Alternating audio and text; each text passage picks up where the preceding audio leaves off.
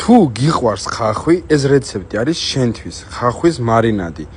ავიღოთ ცივი წყალი, დავუმატოთ 4 სუფრის კოვზი მარილი, ჩავყაროთ წითელი ხახვი, ცივ წყალში და დავტოვოთ დაახლოებით 2 საათი. 2 საათის მერე გადავიტანოთ ქილაში, ფენა დავუმატოთ ნიორი, დაფნის ფოთოლი, ფერადი პირპილის მარცვლები, სურნელოვანი პირპილის მარცვლები, ესე ავაწყოთ ფენა.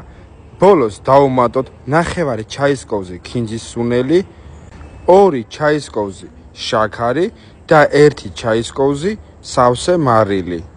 ეხლა ვამატებთ 1 ჩაის კოვს არასავსე ზმრის ესენციას და დავასხათ წყალი ოთახის ტემპერატურის. მოვხუფოთ, გამოვიწეროთ არხი, დავალაიქოთ ვიდეო, დაველოდოთ 3 დღე და ხახვის უგემრიელესი მარინადი მზად არის. თუ გიყვარს ხახვი, დარწმუნებული ვარ, მოგეწონება. ეხლა კი გამოიწერე არხი, დაალაიქე ვიდეო.